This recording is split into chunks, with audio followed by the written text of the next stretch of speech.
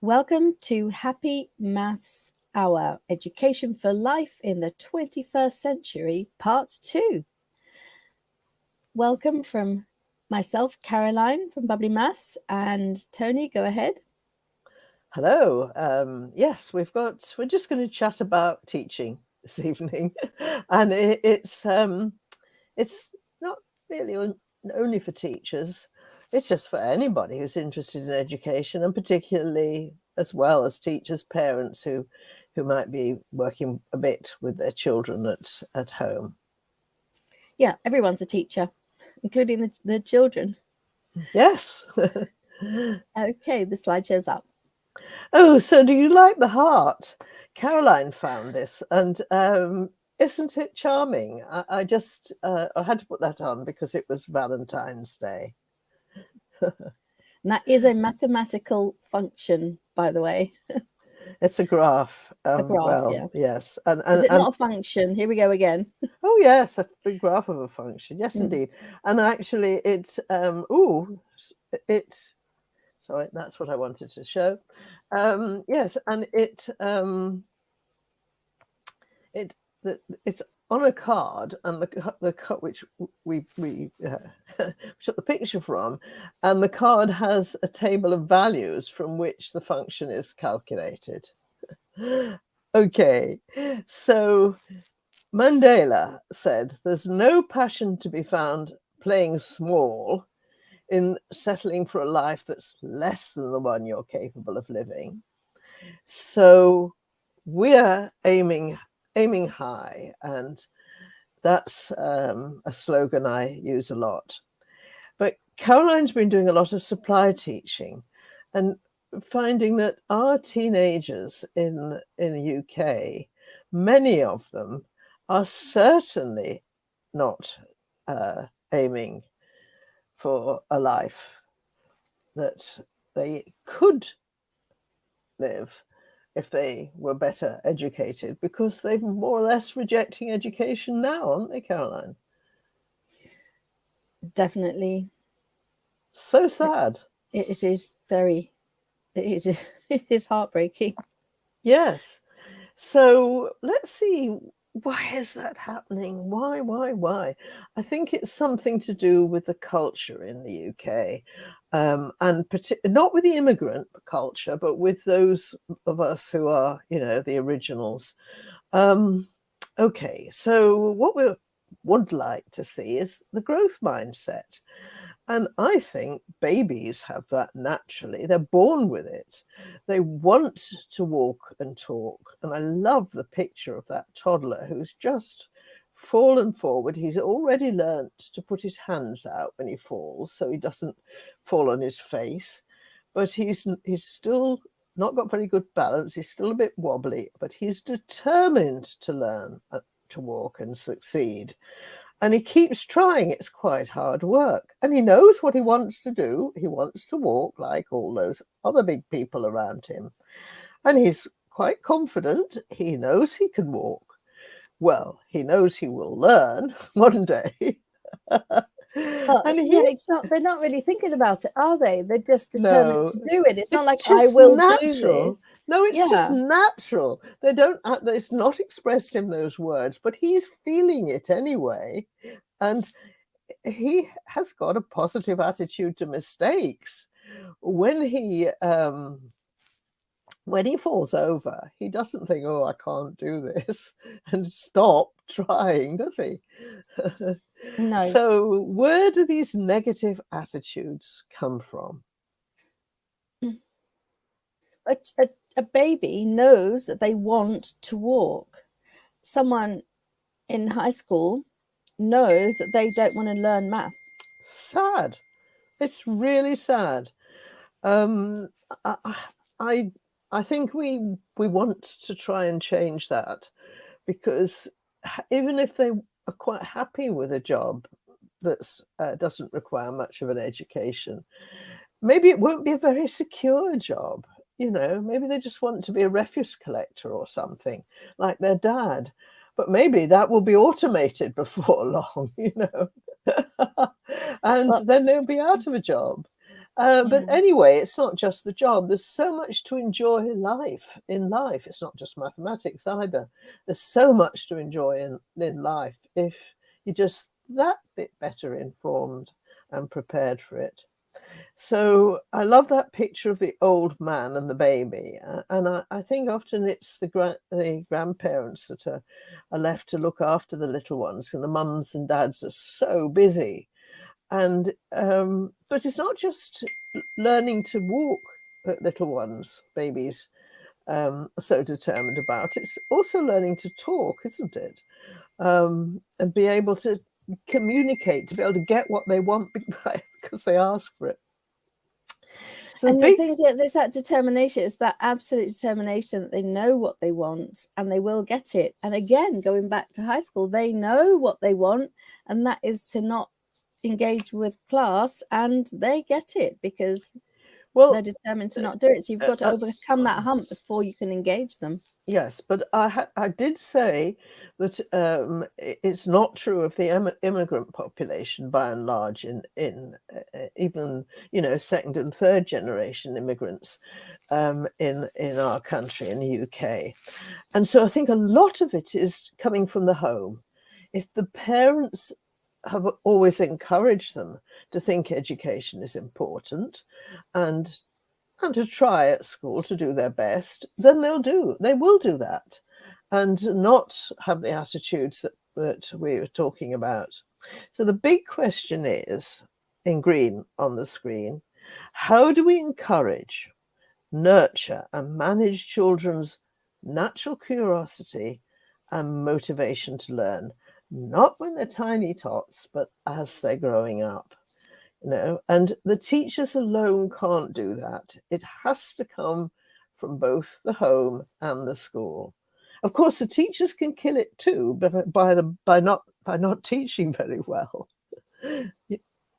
So there's a green question mark. I just learned very recently that in Spain they put a question mark at the beginning of the question as well as at the end. And I wanted to emphasize that. So I went a bit Spanish, although the question's written in English. Okay, so let's move on. So asking questions, this is what little ones do. Why? On what?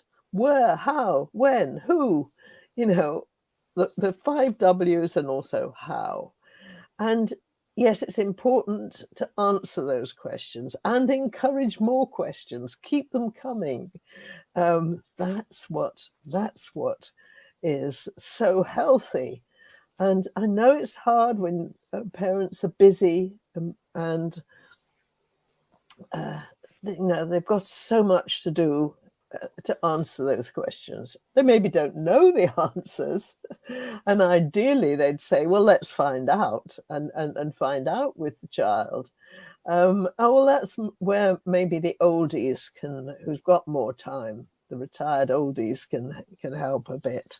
But questions are so important when they come from children, and we should try and encourage it. Yeah, so encourage it, or not quell it, not squash that enthusiasm, because that enthusiasm squashed could end up with that person who doesn't want to go to school. And I have a horrible feeling that sometimes children go to school full of excitement about the world around them and eager to learn and find out. They wouldn't put it in those terms, but that's just how they feel. And when they get to school, they have to sit quiet and listen. And you know, and that just kills all that natural curiosity. So Bruner was an interesting man. He only died very recently in 2016, at the ripe old age of 101. But in the middle of the last century, he came up with some theories that really revolutionized teaching. And it was just in this early 60s. It was just, before that, but these big ideas were really just beginning to take hold. And he'd developed these ideas, and people were learning about them in the 60s when I started teaching. And so Jerome Bruner's theory of development is that we learn best when we go from the concrete to the abstract in a 3-step process. So the first is play, really, and it's hands-on. It's, as you see, the young kids in the playing in the sand, they're building a pyramid. So it's very hands-on. It's something concrete, which means you've got something in your hands that's solid, and you can manipulate it. And then the second stage is learning with images. And there you see in the picture, it could be somebody at home or at school, but there's a grown-up behind,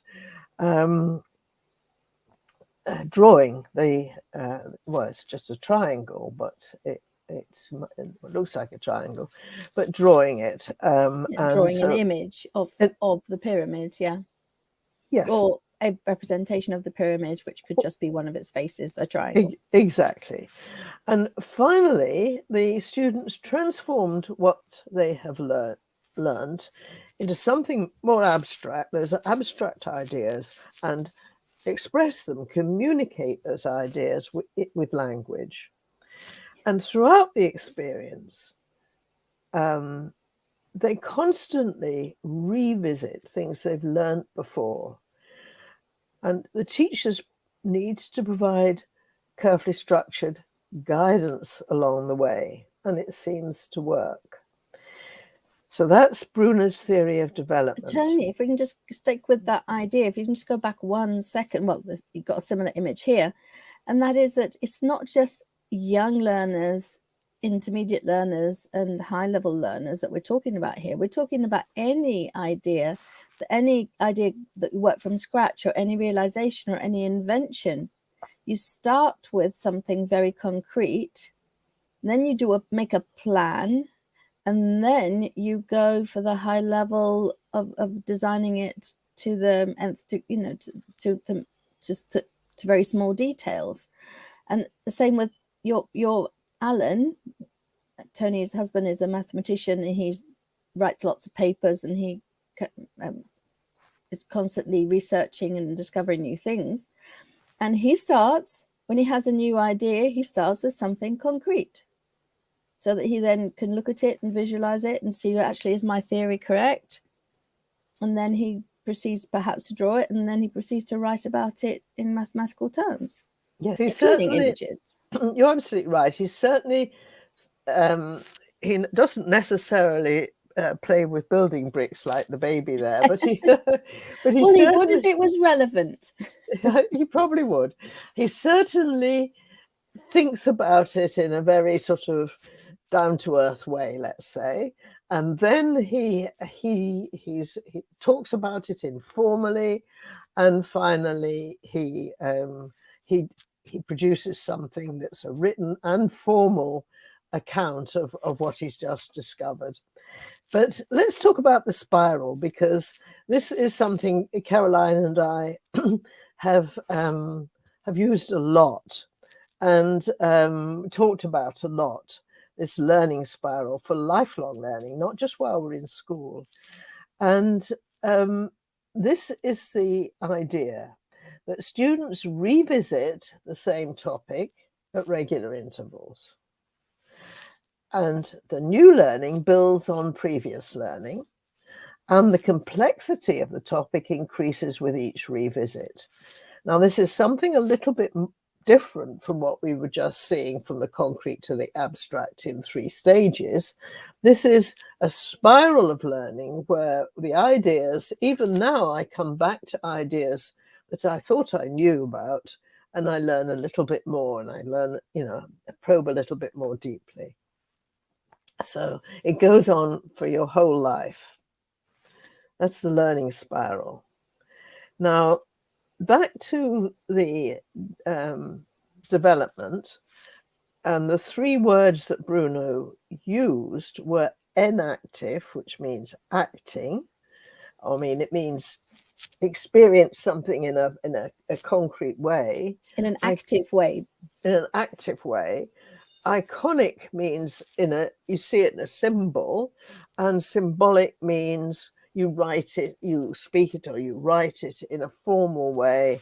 And now what we see here is the children eating the cake. All right, let's suppose there are 4 people in the family. It seems as if the idea is the cake is cut into 4 equal parts, so everybody gets an exactly fair share. Okay, and the active bit is the children eating the cake in the beginning. And then the mother, it seems, has drawn a picture of how you might divide that cake into 4. You see? Okay, into 4. And finally, probably sometime later, the girl there is doing some schoolwork probably, and it's all about a quarter and percentages. So she's written it as 25%. Can you see? And that is your abstract or symbolic representation of the, and she's thinking of the picture the mother showed them, or maybe it was a teacher, of cutting the cake into 4. She's visualizing it. And that's the power of visualization. That's what I talk about when you, as a young learner, you manipulate geometric shapes and triangles and anything physical to represent the maths that you're learning. Later on, you use that to help you visualize it. It gives you the ability to visualize because you've got literally mental images to turn to, mental representations to turn to. And this has so much to say to parents at home. So, it's not a great idea to give your children a screen when they're very young. Much better give them bricks to play with and water to play with. The water doesn't cost anything, and plastic cups and things of different sizes so they can pour water about. Especially if we can do that in the garden and the weather's nice and they can really get wet and enjoy playing with water. And of course, as you saw in an earlier slide, playing with sand. I mean, these things are very, very important.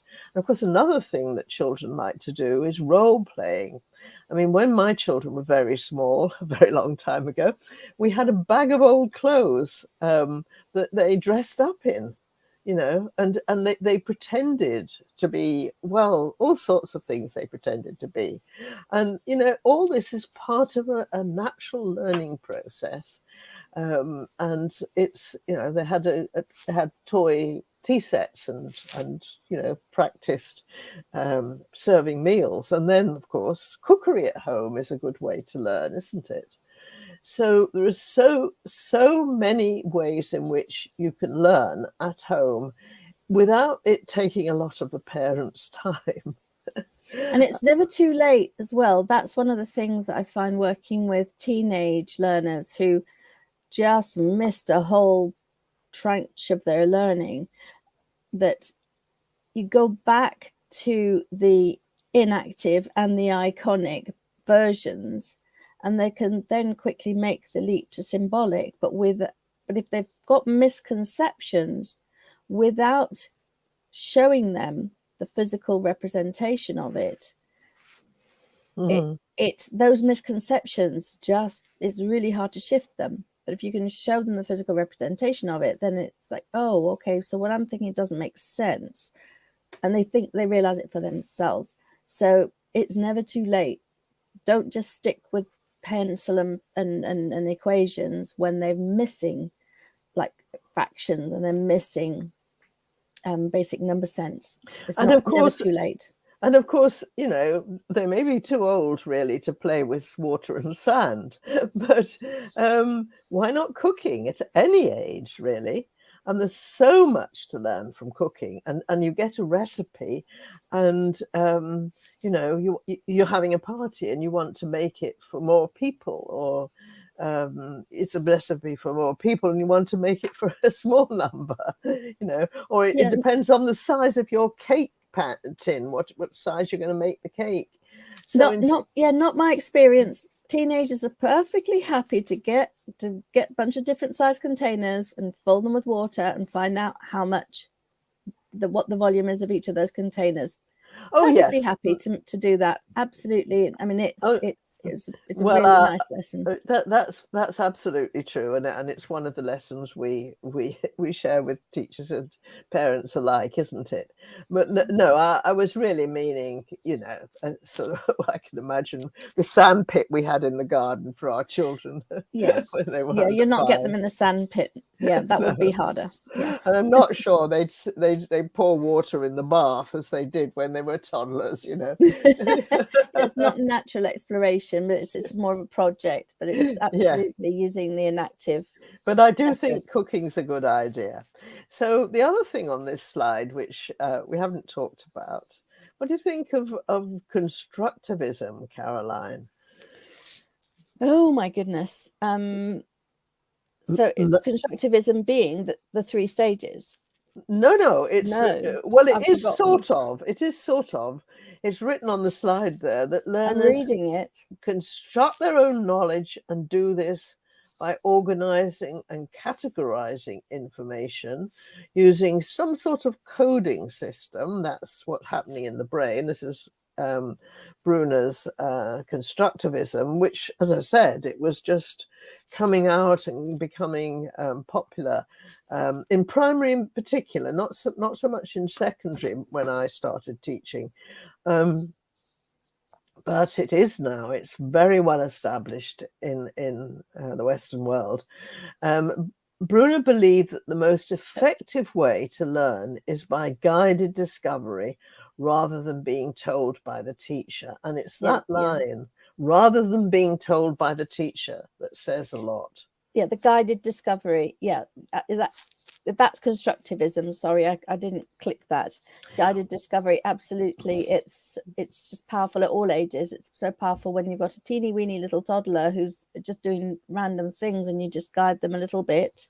Once they've established within the game, what if this and what if that, or just put things in front of them and see what they do with them, or back to all the way up to people school leaving. That is still a powerful way for them to learn, for them literally to figure it out for themselves with the right guidance. Absolutely. And you're right, Caroline. I mean, constructivism is related to these 3 stages, because you see, when he talks about this coding system, it's eventually they learn to be able to talk about it using language, logical thinking and language, and to express it in symbolic form if it's that sort of idea. So that's the coding system, but it takes a while to get to that stage, and the visualization is important, which is on the way, and the practical activity through which they began to learn, playing around with the idea, is the first stage. So yes, that's part of the development. And Caroline, there's so many different ways of describing this. What Bruner called it in 1961 when he wrote about it and the idea was spreading, was constructivism. Now, people have added their own variations and to this basic idea, and it's called activity-based learning, inquiry-based learning, discovery learning, guided reinvention. And if you're sort of very pedantic about it, you might distinguish between them with slight variations, but they're all essentially the same thing. Rather than the teacher standing at the front of the class at the beginning of the lesson and giving an explanation and showing learners how to do this particular process on the board, and then giving them practice, and half the learners are not listening, she does something very different. She gives them an activity and encourages them to learn by themselves. So here, I think we've seen that slide. Here we go. This is very interesting.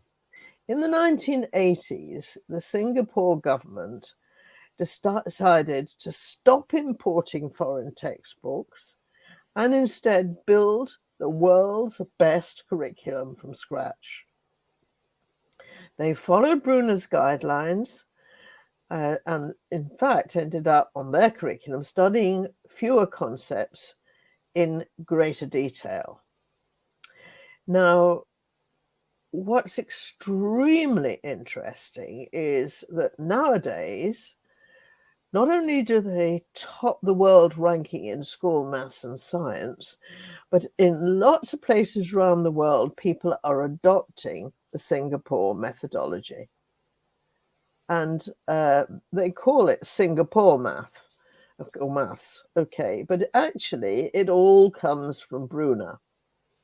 Now, something that's very interesting, these world rankings in these international assessments, TIMSS and PISA, international comparisons, by the late 90s, Singapore learners were at the top of the ranking. They were really doing well, you know, in the top, usually in the top 5 in the world countries. And that was really remarkable with their curriculum, you know. But they didn't do very well in problem solving.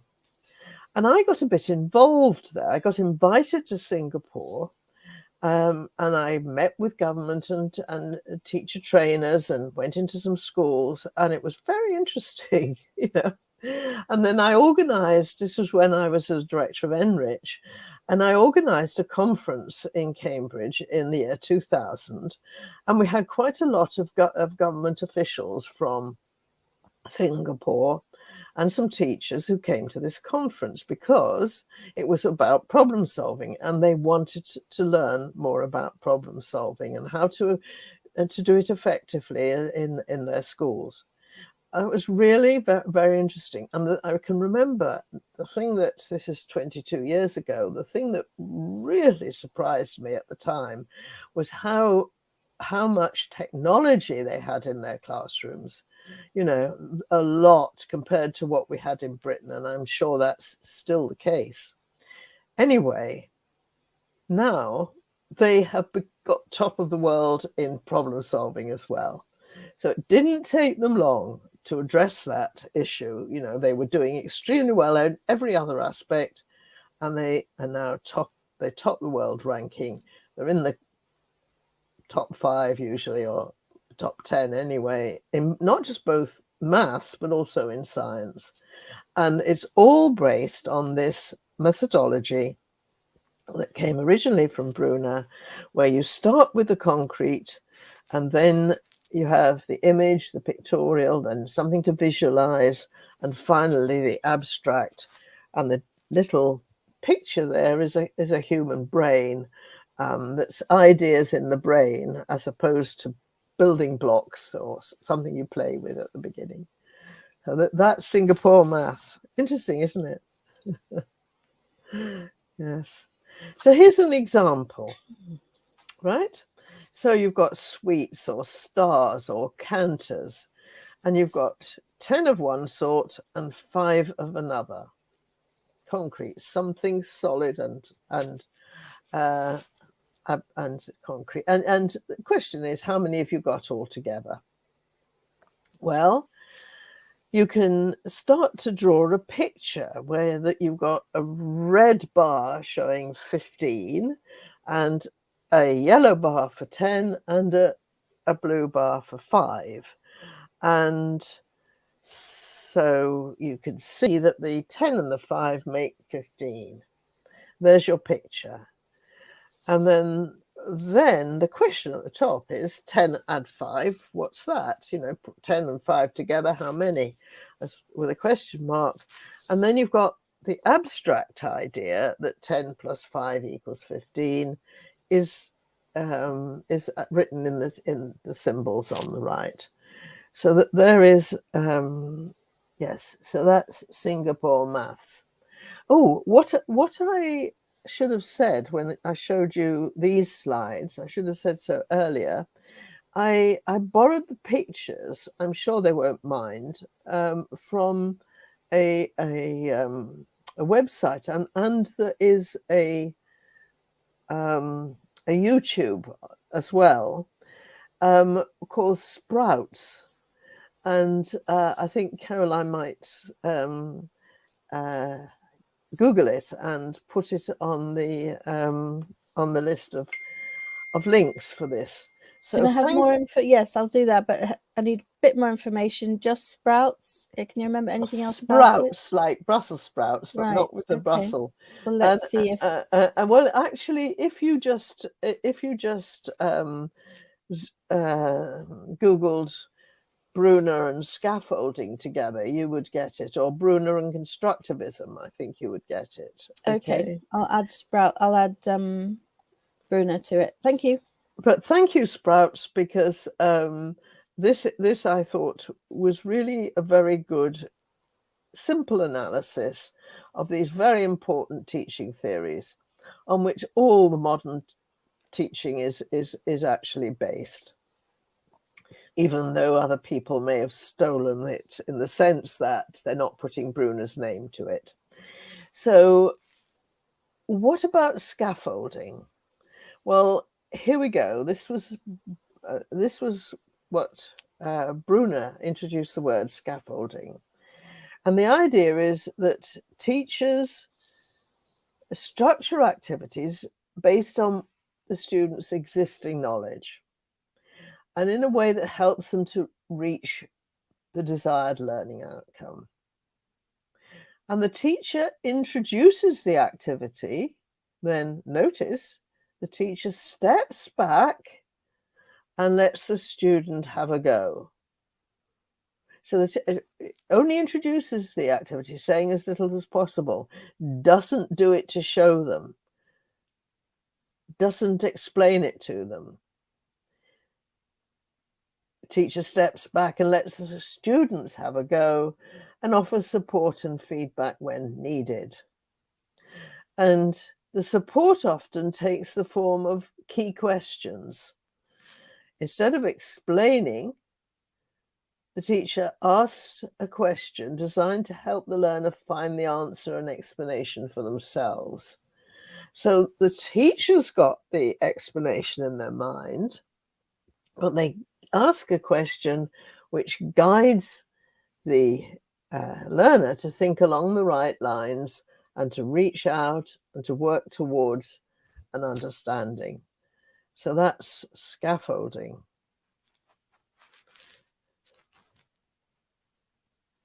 Now, I love this picture. You can see these children are, and sort of because of the light on it, it makes it particularly appealing. There are more children in the background, but those three in the front are absolutely absorbed in what they're doing, and there's two there are doing it together. The little girl with the braids is busy writing.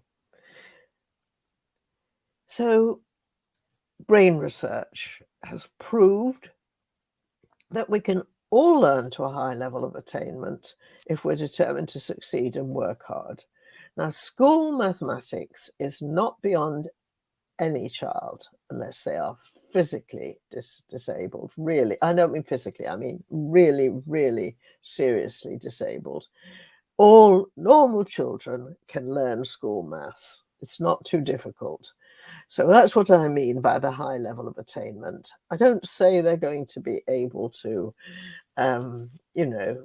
get the top first in the best university. That's maybe something to strive for, but it's maybe have to be satisfied with a little less than that. As far as school maths is concerned, it is accessible and achievable by everyone, except that they can't leave it too late. They need to be working steadily throughout all those about 12 years in school and to be taught well. And most importantly, they have to have this motivation and work hard. So our brains are highly adaptable, and interestingly, they develop best when we face difficulties and make mistakes and persevere. Now, this adaptability of our brains is something that it's only been understood with recent research in the last 20 years. There's a case well known, but, well, perhaps by some, but anyway, there are people involved in the research, that early in the noughties, about 20 years ago, there was a child who had cancer in the brain, and it was so severe that she was 5 years old, and the doctors said, unless we remove it, which effectively meant removing half the brain, she will die. We can't say whether there will be a positive outcome, but to save her life, that's the only way. And so they actually removed half her brain. Age 5, she was obviously walking, talking, communicating, able to do all the sorts of things that 5-year-olds normally do. Now, of course, it took a long time, but what happened was that the one side of her brain that was left took over the functionality of this side of her brain that she'd lost. And by the time she was 8 years old, she was like a normal 8-year-old who could do everything that a normal 8, except she was slightly stiff on one side, apparently. She could do everything that a normal 8-year-old could do. Now, isn't that amazing? But with half a brain. And the side of her brain that was left was adaptable, they call it plasticity, and had taken over those functions that would normally be done by the half of the brain that was missing. Now, I think that is amazing. And what it has led to is a lot more research by doctors, educational psychologists, and in educationists as well, and people involved in teacher training, to try to see what the implications are for that to school. The implications are, of course, that we should not have low expectations of our young people. We must encourage each learner to want to do better, and we must change how we judge what our learners are capable of. In other words, we shouldn't ever say, I would, let them say, or let their parents say, and them hear, I was never any good at maths. I could never do maths. Because that's a self-fulfilling prophecy. And to any parents who are listening, and even if you are a teacher, you're probably a parent as well, and many of you know this, but parents should never, ever say, even if it's what they feel, that they were never any good at maths. Because that means that for the children, it's all right not to be good at maths. It means you can't do it, so it means you don't really even try. It's really sad. And because I'm a maths teacher, when I socially meet people, and they ask you, what do you do? Well, I teach. What do you teach? I teach maths. Then you hundreds and hundreds and hundreds and hundreds of times. I'm very old, so I've lived a long time. I've lost count of the number of people, grown-up people, who are very successful in life.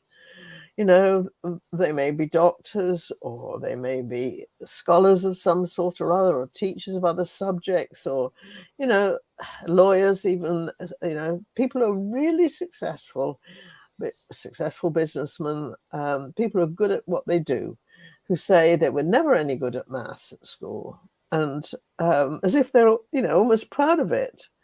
You don't hear people say, I was about some other subjects, I was never any good at that, and be proud of it.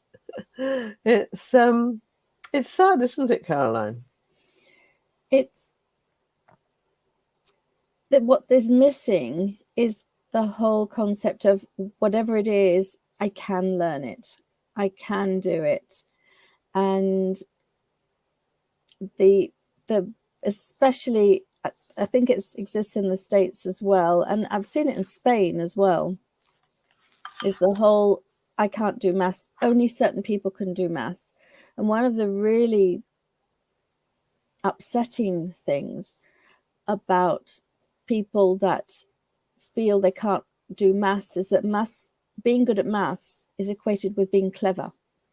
So people that, not everybody, of course, but there are many, many young people and adults who feel that they are lacking in intelligence because they had a bad experience with maths, which left them believing they couldn't do it. Therefore, they were stupid. And it undermines people's self-confidence massively and takes away their willingness to learn maths. But it's all that and more, isn't it? It's a lot of it's about the emotions. And, there's this maths anxiety, or actually, freezing when you presented with a maths problem and feeling that you can't do it. So the learning environment and the sort of emotions about it are so important. And it applies to any learning, really, but it certainly applies to maths. I mean, I can't answer maths questions on the spot, but I have the confidence to know that it's okay. Just give me a piece of paper, give me a pen, and just give me a moment, and I can do it. And it's that, I think that's part of the problem as well. That's part of the cause, is that people who really need that moment to think and actually process and understand what's being asked of them, being expected to give an instant answer and feeling if they can't give an instant answer, they're stupid. Yes, and and then there's the question of speed. Actually being able to do something quickly isn't necessarily a sign of you're good at it. It can be the person who's slower is actually somebody who thinks more deeply and is determined to understand everything, rather than somebody who's following it through because they remember how to do it. I think speed is important, but I'm quite ambivalent about competition too. I know competition stimulates some people, but for the people who, let's now talk about in a classroom, for those who actually benefit from the competition, there are quite a lot who don't benefit at all because they came last, So yeah, I'm not going to bother. I always come last. What's the point? Yes. Yeah, and it feels bad, so I don't want to do it. So Caroline and I introduce a lot of games and puzzles, don't we, Caroline? But with very much the idea that you can take a long time, okay? If it's a puzzle, but you've got to believe you can solve it, you work at it. A game, well, in certain circumstances, you might have a time limit on each move, but basically you shouldn't feel under pressure, and it's not highly competitive, and everyone can succeed.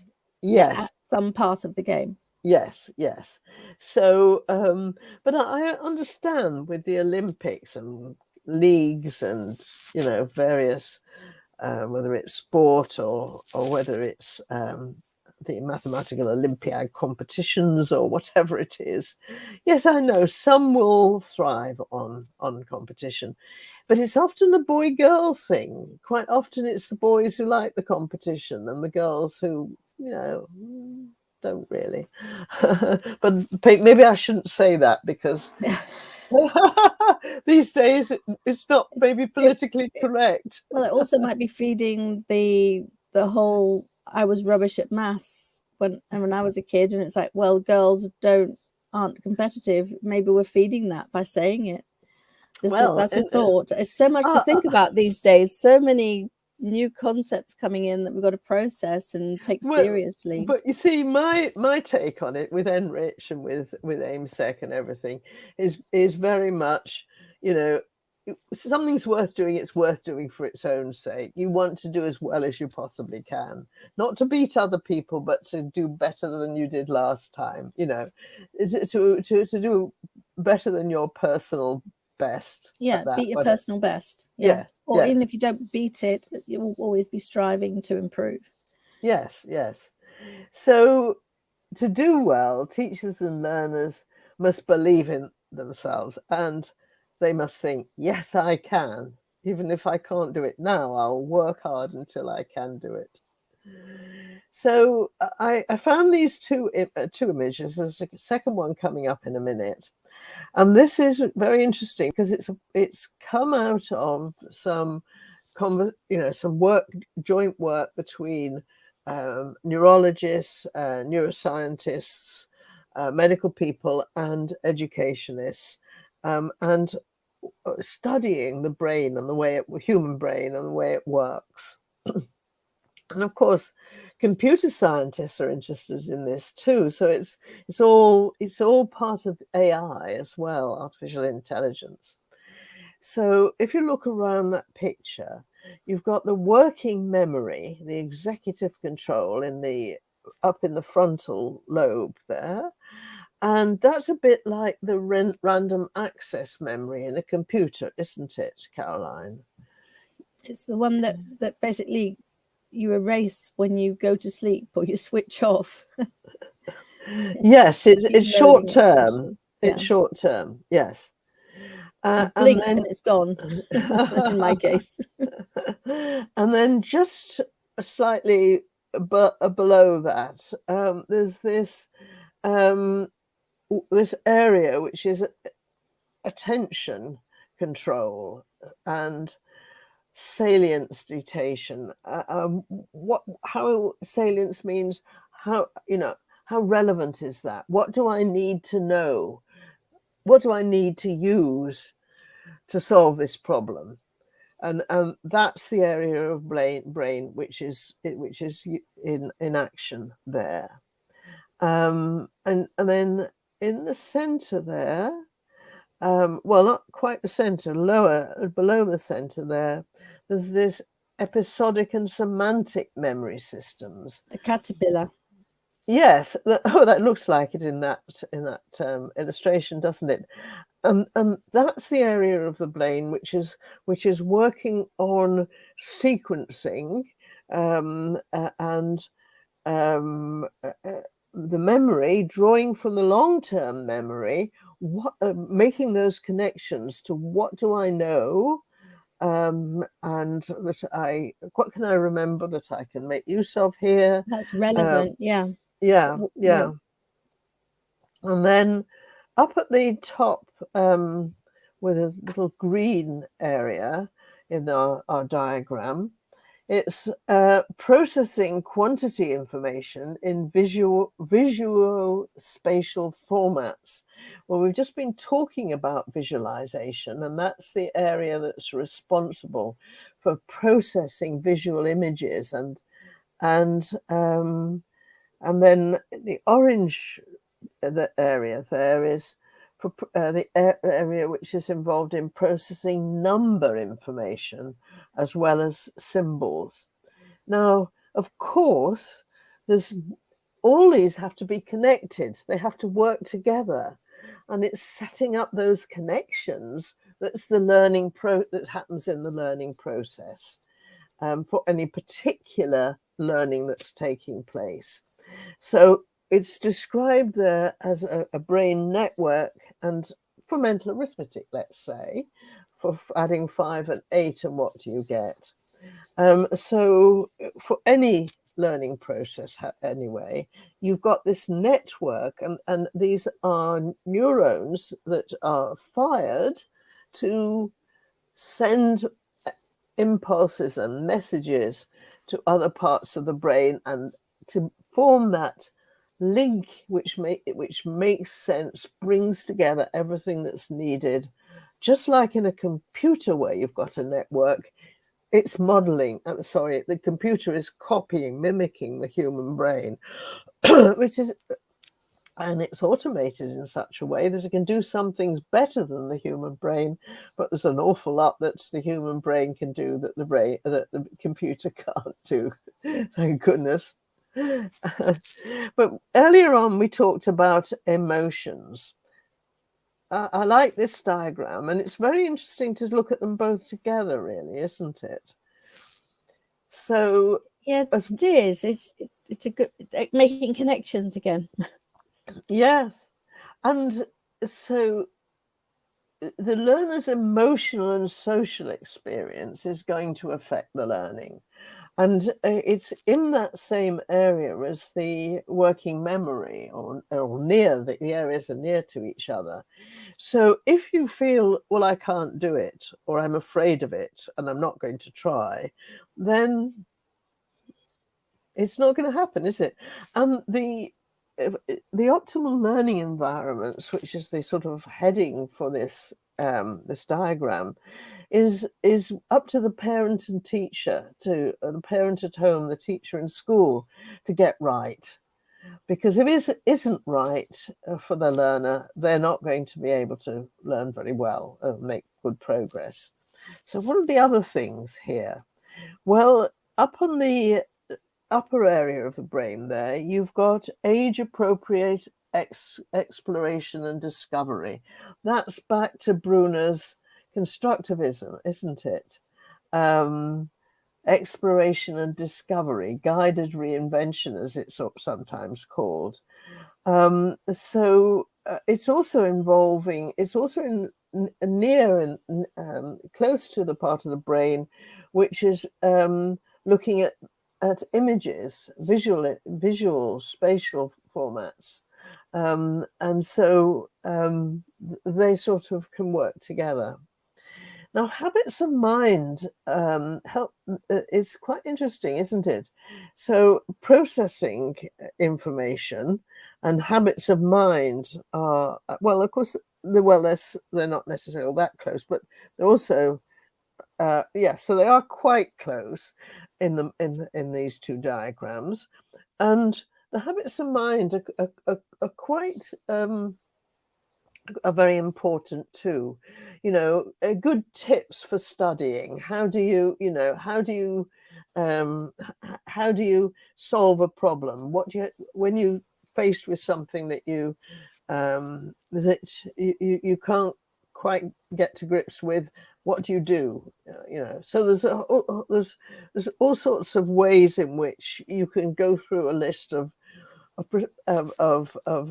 things you might do so that you can actually make some progress. These habits of mind. And also it's important as well that you concentrate on what you're doing, not that you're distracted by all sorts of other things as well. So that's why people with ADHD have such a hard time. Yes. Because yes. It's very hard to stay focused on one thing when you have ADHD. It's just constantly thoughts coming and interfering with what you're supposed to be, you want to be thinking about. Yes. The next thing, which is going round clockwise, which is attend to trade-off between plasticity and brain development, actually gave me a lot of, I had to think a lot about that before I really understood what this trade-off was all about.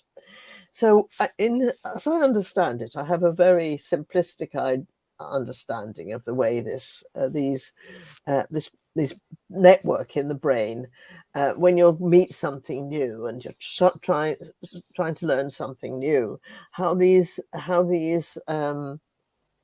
signals in the brain are communicated, triggered by, it's a chemical reaction as well, triggered so that messages are sent from one part of the brain to the other. So this is building strong connections to cement that learning so it stays with you and to deepen the understanding. So that is brain development. But we talked about plasticity, and I gave the example of the child who had half her brain removed.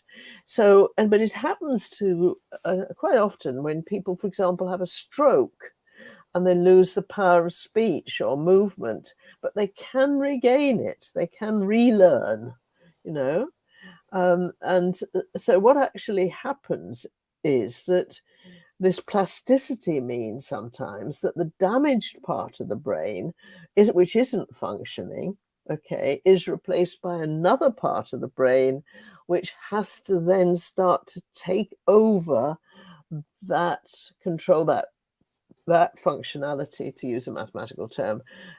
So it's now happening in a different part of the brain. Okay, but at the expense perhaps of pushing forward with brain development, that's where the trade-off comes. So what I talked about with that child, she didn't have normal brain development between the ages of 5 and 8. She had exceptional brain development, really, but it was all along that 3 years there was new parts of her brain taking over. So it was the plasticity. So and then she had some catching up to do with her peers, other children who hadn't had anything to hold them back. So that's very interesting. And then there's at the lower part there is help learners feel safe and purposeful. And that is so important, isn't it? And again, absolutely critical. It's almost impossible. I don't know if it's impossible or not, but it is something that holds learners back if they don't feel safe, if they don't feel they can speak up. And that the fear of getting it wrong, I presume that is all about that section of the brain, that fear of getting it wrong, and therefore not engaging in the whole process at all, because they don't know, they don't want to get it wrong, so they won't engage. Oh yes, but there's the opposite of that, Caroline. There's the don't put your hand up because it's not cool to be clever. Well, there's the opposite of, well, there's that too. Oh my goodness. I was so blessed to go to a school where it was cool to be clever. So it was. Well, I didn't. I had a wonderful time until I was 13, and then I moved to London. And for the next 3 years, I had a horrible time at school because I didn't understand that it wasn't cool to be clever, you know? And I put my hand up, but you don't do that if you want to be popular. not in my day in the London school I went to, which is where the interactive the method of interactive teaching that AIMSEC teaches is so good, because no one's putting their hand up and everybody pretty much has to interact, or else they're the odd one out if they don't interact. So yes, this is asking questions where everybody's got to answer. So if it's a question which has two possible answers, yes and no, it's thumbs up for yes, thumbs down for no. Okay, and they will go, that's stupid, but they'll still put their thumb up or down. They'll still express. But actually, children, it's amazing how even big teenagers actually love it.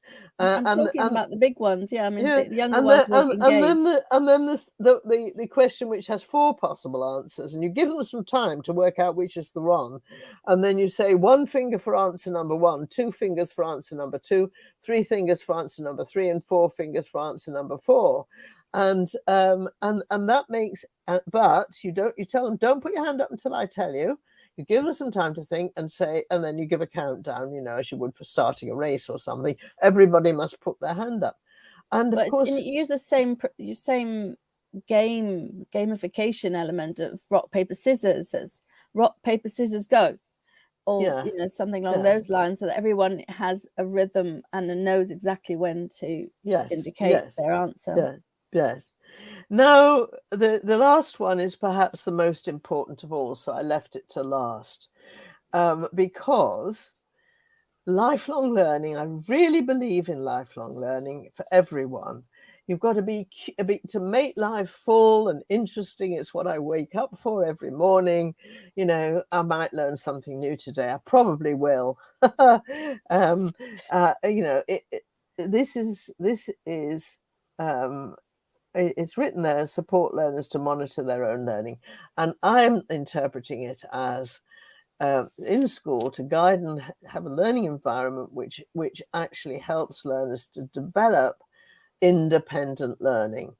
Now, when I say it helps them to develop it, they come to school with it. After all, children, babies, as we said, they walk and talk without, they have that independence when they're even, 12 months old, but or less, but somehow they can lose that, and don't let them lose it. Okay. So I am looking at the clock now. Yes, that's it for the week. I think we should say goodbye because it's 6 o'clock. So goodbye. See you next time. Thank you for joining us. And we hope you'll come back. Oh, Caroline, before we say goodbye, shall we continue with teaching and learning next week? I would love to continue teaching and learning. That would be a great birthday present for me. Oh yes, it's Caroline's birthday next Monday, so we even thought of putting on a recording so she could go to a party or something, but you said no, you'd have a live Happy Massage, didn't you, Caroline? Yes. I tell you what, you birthday present.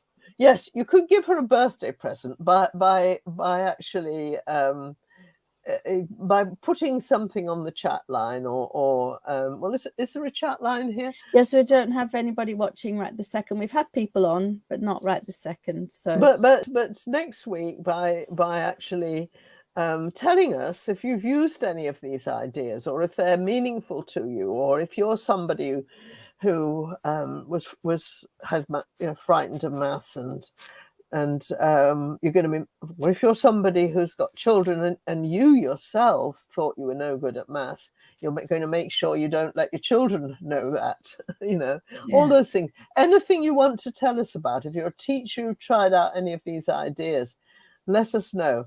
Put them on the chat line or on comments, because you'll see on the AIMSEC Facebook page this next week comment underneath, will be posted probably on Saturday, and you can add comments there, so that would be a lovely birthday present for Caroline. Okay, so it's time to say goodbye. Bye-bye. Thank you very much.